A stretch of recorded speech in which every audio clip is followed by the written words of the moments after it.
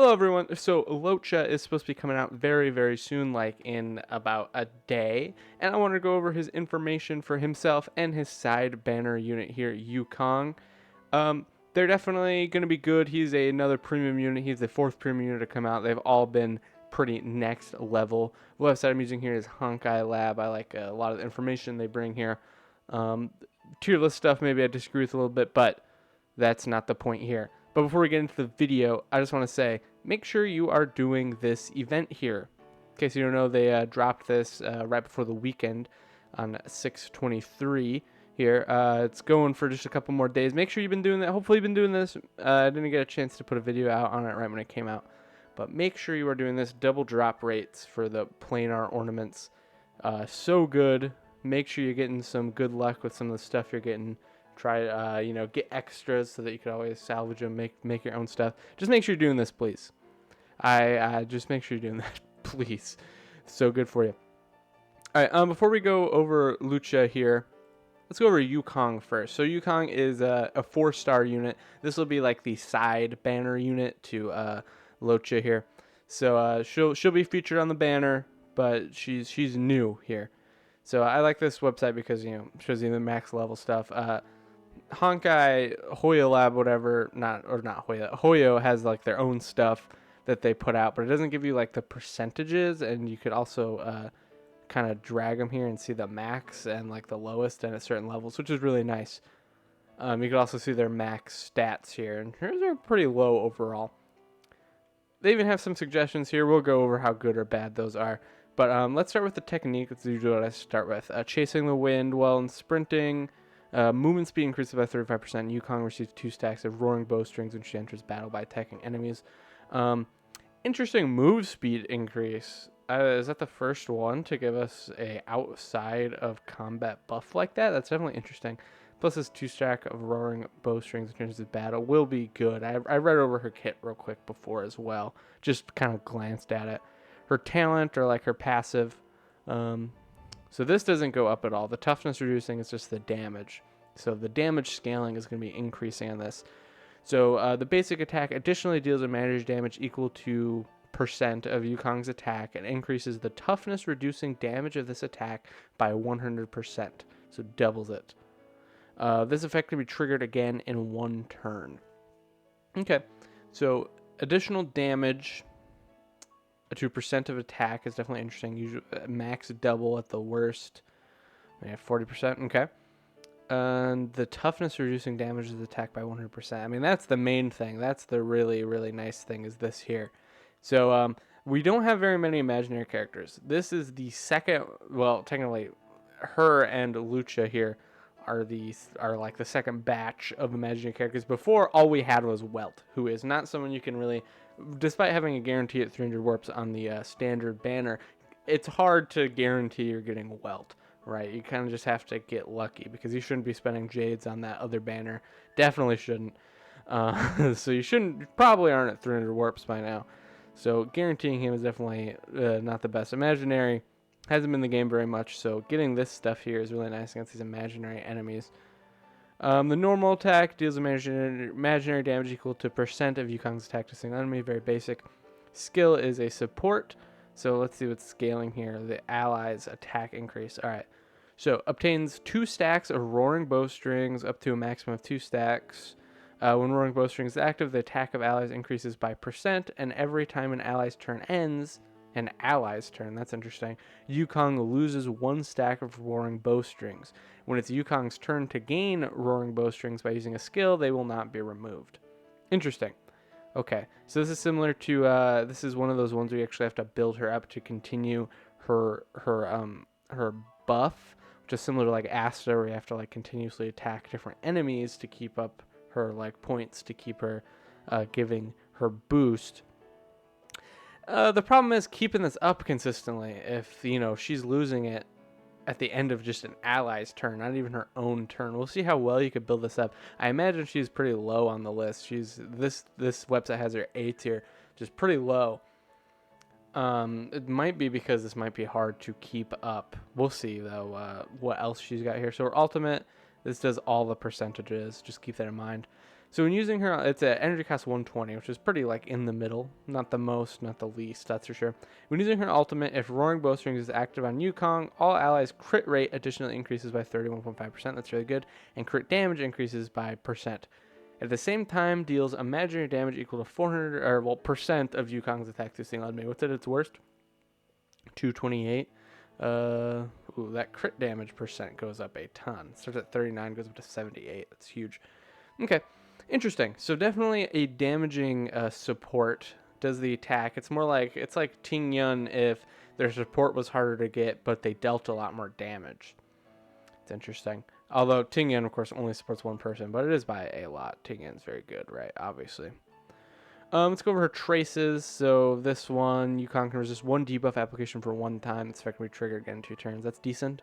When Yukong is on the field, imaginary damage dealt by all allies increases by 12%. That's pretty crazy. So he increases the imaginary damage. Interesting. Interesting. When Roaring Bowstrings is active, Yukong regenerates 2 additional energy every time an ally takes action. Huh. That could definitely be good. So they usually have a... wow. That's interesting, that's for sure. 2 additional energy every time an ally takes action. That's not too bad. This one's really interesting, though. This damage dealt by all allies increases by 12%. You throw her on a full imaginary team. You got LUOCHA, you got Welt, you got her. Maybe you throw like Silverwolf so that you could technically guarantee in a way that the enemy can be weak to imaginary, along with her insane toughness reducing damage. That could be really interesting. That could be good. That could be something, that's for sure. All right, another dupe system. We'll just go in order. I'm wondering what to say. E642. Interesting. Okay. So level 1, this first one here. At the start of battle, increases the speed of all allies by 10% for 2 turns. Okay. That was really good. What I got for 2 turns there?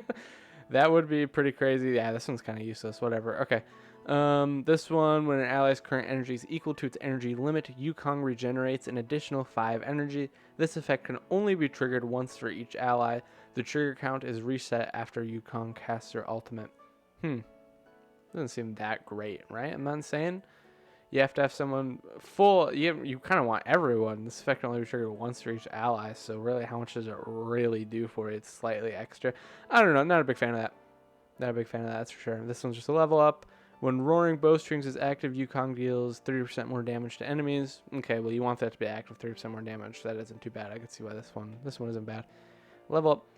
Last one. When Yukong uses her ultimate, she immediately gains 1 stack of Roaring Bowstrings. Okay, that could be good.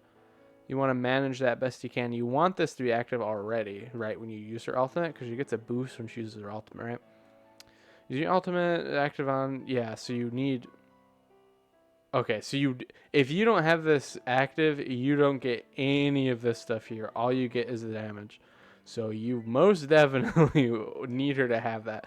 So you get it from like 1 and you go up to 2. Okay. That's not too bad. Her light cones don't matter. I don't really care about that. I'm curious what they think for relics. That's usually what I'm curious what this website think. So main stats, HP percent, and attack percent. Does she have anything with HP percent? Is it just because her HP is so low though, right? It's only like 900 base, 917. Yeah. Doesn't have any. Maybe just try to keep her alive. I can't see the super greatness in that. Attack percentage I see. She can deal a lot of damage. Speed I also see. You want her going before your enemy, for your allies, so you keep your stuff up as much as you can. I can see that. Imaginary percent, that makes sense. Effect rate percent. Okay. Substat speed. You want a lot of speed on this character. Speed and attack percent. I don't know about this HP percent. I feel like that's kind of troll to really try to focus on that when you really should need to focus on your speed and attack percent. Thief of Shooting Meteor is a break effect one. It regenerates energy. I don't know if I'd go this. I'm not sure what I'd go, but I don't know if I'd go this. I don't think this is that good for her. I don't know what would be better. The break effect isn't bad because she just has such an insane like toughness reduction anyways. So you'll probably be breaking with her, so having the break effect increased. Maybe this is alright. Although maybe they put her so low on the tier list just because like her stuff's hard to keep up and it's hard to know what to maximize on her because nothing seems that great. This set I don't like a lot. Increases Warrior's energy reduction by 5%, and when their speed reaches 120, advance forward by 40%. I don't like this one. You only get it once when entering the battle. There's so much. I feel like you put anything else other than this one. I do not like this subset here, whatever they're called, the planar stuff. Not a fan of that one. So you could put something else on here. I don't like that one. They always recommend a team. I always just ignore this. It's not super helpful. This is not her. I wouldn't say this is her best premium team. What I would say is probably the best premium team for her is if you have all 3 of the imaginary and then you throw like friggin' Silverwolf on there. Honestly, you'd have so much damage with Welt and Lucha, who we'll go over, has a lot of damage. She has a lot of damage. Silverwolf has damage and can make sure the enemies are actually weak to imaginary. I'd say that's the best. However, what is nice about this website is also gives you like material stuff. It'll tell you how much money or whatever you need. Not on this character, but I know they do it on Lucha. I don't think she's that great. I don't even know if I'd put her A tier on my own personal tier list. We'll see when after she actually comes out and I could see some more information on her. Not the biggest fan. I don't think she's that fantastic. She's really carried by the point that she's imaginary, and there's so little imaginary characters. The point that she's a 4-star imaginary character does put her up quite a bit, right? Okay, let's go over the main man himself. So he's Abundance Imaginary. You use him for like some side story stuff in the actual story, so you know a little bit. You don't even get to use him; he just goes by himself, so you weren't able to see any information on him. Let's go over his technique first. I think he's good though. He's a premium like unit, like a premium summon 4 unit. He's definitely good. We'll get over how a quick if I think you should summon over him, but I'll do a full video on it later where I go into more detail. But his technique is a restore one, which is good. You can't ignore restore ones. There aren't too many of these. After using his technique, Lucha immediately heals an ally with the lowest current HP percentage equal to 50% of his max HP, which is not bad. That'll be a decent amount, especially on squishier characters like that. The only thing is it is only one. It does take a full like technique point, so a little costly, that's for sure. His talent, let's see what increases here. Both of those numbers here, not the turn numbers, but those numbers. Okay. This is about his Abyss Flower, which we'll go over in a second. But when his Abyss Flower, which is like something he'll stack up, it's a part of his skill. We'll go over in a second. But he'll consume all stacks of this to deploy a field against the enemy, which is a type of debuff that just kind of stays around. But when an enemy in the field is attacked by an ally, the attacking ally immediately restores HP equal to % of Lucha's attack plus a flat amount. This field's effect lasts for 2 turns. When Lucha is knocked out, the field will be dispelled. So let's see here. It's 12, goes up to 21%, which is still decent, of his attack too. Plus a flat amount starts at 6307. Interesting. Yeah, so his talent does a lot for him with these Abyss Flowers, and obviously the attacking ally gains a ton. So you don't need to worry about wasting turns healing. These your allies will still be able to attack, be able to heal, all this. It is really good. He is good. Yeah, just normal scaling on this too. Normal attack, deals imaginary damage. You guessed it. Prayer of the Abyss Flower is his skill. It's a restore one. We'll see what increases. It's the orange numbers here. So after using his skill, immediately restores the target ally's HP equal to % of Lucha's attack plus a flat amount. Meanwhile, Lucha gains 1 stack of Abyss Flower, and when any ally's HP percentage becomes equal to or less than 50%, an effect equivalent to Lucha's skill will immediately be triggered by Lucha and applied to this ally for 1 time, without consuming skill points. This effect can be triggered again after 2 turns. So he gets basically like a safety net heal if someone just manages to fall a little low. You don't need to waste a turn healing them. He will automatically do it equal to whatever his skill is, which is pretty insane. 70% of his attack plus a really big flat amount of 1,250. Not 1,250, 1,025.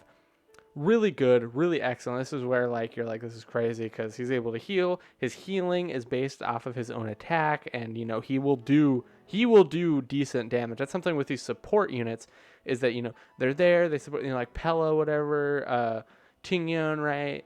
I mean, they aren't supports, right? One of them's a debuffer, one of them is an actual support. But, they support the team in different ways, right? Which isn't damage, in utility in some way. What's interesting about those is, of course, or Natasha, right? I'm going for more like free-to-play options, right? Heals. That's pretty much all she does. However, what's interesting about these guys, and what makes him good, is that he deals a lot of damage. Is that he does a lot of damage. Not a lot, like he won't carry you in damage, but he'll do a good amount of damage while also healing. He has a little bit of like support in his kit. He's a little bit of debuffing. He's pretty crazy, right? That's the kind of thing. He's pretty overloaded kit wise. You'd see that here even with a safety net healing. It's pretty crazy. All right, so his ultimate is Death Wish, an AoE attack, energy cost 100, which is like, I'm pretty sure the lowest is 100. I don't know if there's anyone lower than 100, but really low. The percent is just the damage. So remove one buff from the enemy, which is already great. Deals a managed damage equal to percent of LUOCHA's attack to all enemies. All enemies too, it's an AoE. And he gains 1 stack of Abyss Flower, which of course is what you want. Yeah, really good, really excellent. You can see where it's kind of crazy. However, where he's really good is when you get through his traits. His his dupe system is when he goes crazy. But even these traits are really good. First one here, his skill removes 1 debuff from the target ally when he uses it, so they heal, get a debuff removed. Similar to March 7th, her shield will also remove a debuff. I think it might be a chance. I don't know if it's straight up like his is. This one here, after using his ultimate, he additionally generates 10 energy. That's great. Some refund on the energy after using ultimate is always lovely. I got the trash is coming down the street. Hopefully you don't hear that. Anyways, his next one is damage received by LUOCHA from a single attack cannot be higher than 80% of his max HP. So he's got a form of he's got like a threshold, damage threshold, which is really interesting. It's like so a single attack cannot be higher than 80% of his max HP. So obviously that means he can't be one shot, but that also means, like, obviously if he's at a lower thing, he takes a lot of damage. He does a threshold thing is definitely interesting. It's definitely interesting. I'm a big fan of that, actually. Okay, next is dupe system. So his first one is, will the field its active attack of all allies increase by 20%? So he even buffs his allies a little bit, which is great. And this is all allies, including himself. And so that just further goes to buff how much he heals and different things like that, which is also great because all of his healing, all of his stuff, most of his stuff is based on his own attack. So that's really good. When using his skill, if the target ally's HP is lower than 50%, LUOCHA's outgoing healing increases by 30%. If the target ally's HP is at 50% or higher, the ally receives a shield that can absorb damage equal to 18% of LUOCHA's attack plus 240 lasting for 2 turns. That's insane, right? If you heal when they're under, you heal even more. If you heal when they're above, you give them a safety net of a shield, which is great. The healing and the safety is insane, and the damage that he could do. He could still, you want to prioritize putting attack into him, so he'll deal some decent damage. That's the crazy part. When LUOCHA's field is active, enemies become weakened and deal 12% less damage. There you go. There's a little bit of the debuffing, right? You want his field to be active at you want his field to be active at all times, so it's great. I mean, this one here too encourages you to use his skill on allies, to get the shield as well. I mean, you want to use it anyways because you want to keep his talent up, and you want to keep these Abyss Flowers up, which are done directly with his skill. So you want to use it even on allies that don't need healing, and this is just extra because now they also get a shield. All right. And last one, when using his ultimate, there's a 100% fixed chance to reduce all enemies' all-type resistances by 20% for 2 turns. Also excellent. 100% fixed chance is obviously exactly what you want in a character that isn't focusing on that stat at all. You do not focus on like effect hit rate or anything like that on this character, please. Even if you have him at dupe level 6. Oh, this is really good, right? This is good. Light Cone, obviously his best one is the one coming out with him. We're not gonna talk about light cones though. I want to go down here, see what they recommend as far as builds, which is already interesting, but I can see the vision. Maybe I can see the vision. We'll see. So they recommend healing percent, attack percent, speed. Honestly, I don't even know if I'd go any outgoing healing on him, mostly. Right, this obviously increases attack by 10%. We don't have a relic set that does imaginary damage percent, right? You wouldn't want that on him anyways. just because you want the actual raw attack. So attack percentage, you definitely want to be prioritizing, probably even on this. I don't know if I'd even go healing percentage on anything like that. I would say just focus attack percent and speed. Honestly, I would just focus all that. What's the second effect of Musketeers of Wild Wheat? Let me open it up here. When you get the 4-piece, the wearer speed increases by 6%, basic attack damage increases by 10%. That part kind of sucks. The basic attack damage. Why are the ads popping up now? I have an ad blocker. Jesus. Anyways, but the speed increase by 6% is something you do want to focus on because you want him to be stacking up and getting his field out as often as possible. I feel like I would. Maybe just because Musketeer of the Wild... Maybe you would want to go this, actually, just because the second effect of Musketeer of Wild Wheat isn't that great. You want the attack percent. The echoing healing percent isn't as bad as well. Those will compound on each other because they're both kind of doing the same thing. It would be different if if the second thing of Musketeer of Wild Wheat increased attack by like a further 12% or something like that, but it doesn't. If it did something like that, then yeah, you'd want to go 4-set. But honestly, this actually might be better. I would say this is good. However, the substat stuff, I'd say just all attack percent, some extra speed in there. I wouldn't worry too much about the healing percent. Just because you want to be doing damage too. And this, I already talked about, I don't like this. There's definitely something better. You could find something better than that. I don't know. What does it say? Yeah, if I was going full, if I had every character in the game going a full premium team, this is pretty close to what I do as well. I would say maybe I'm not the biggest Pella fan. She's good. I'm not the biggest fan of her. I feel like honestly throwing YUKONG on there is probably better. Honestly, I would say, yeah, I would say, just because of how Silverwolf works, I'd say she'd be better. All right, yeah, that's all the information for these characters. I would have to say he's definitely good. Summoning on him though, I would right now. Well, I'll do a video on it later, but right now I would say probably. Maybe you want to put Jade into this. I would say if you have like whatever the premium healer, Bailu, whatever, probably do not want to summon on this just because she is very competent and really at the end of the day he is a healer. He's got some extra stuff on them. He's a very high utility healer, but at the end of the day he is just a healer.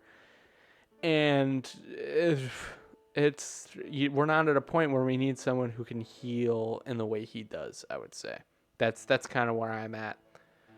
You have the other premium healer, then it's like, yeah, you don't really need to pull him. If you have Welt, I would say you don't want to pull him. The two main things that make this guy good is the insane healing he has, but if you already have an insane healer, not really, and that he is imaginary, which is a very underdeveloped typing right now. And it's like, oh yeah, if you have either Welt or the other premium healer, then it's like, do you really need them? No, probably not. And really, if you're like a more free-to-play character taking the game seriously, you don't want to be pulling on every single unit ever, right? You want to actually wait for units that are truly worthwhile for your account, where I'd say probably not the best idea to summon for this guy in general. Even if you don't have the premium healer, if you don't have Welt, probably you'd want to summon on him. I'd say there's a much higher percentage you'd want to, but I'm not saying he's like a guarantee. You got to summon on this guy. I don't know, but he is really good. He's really interesting. Tons of utility in his pockets, that's for sure. And his healing and, being a supporting type unit and being able to probably put out a decent amount of attack is definitely going to be good. All right, that's all I got for you guys today. I'll see you next time. Bye-bye.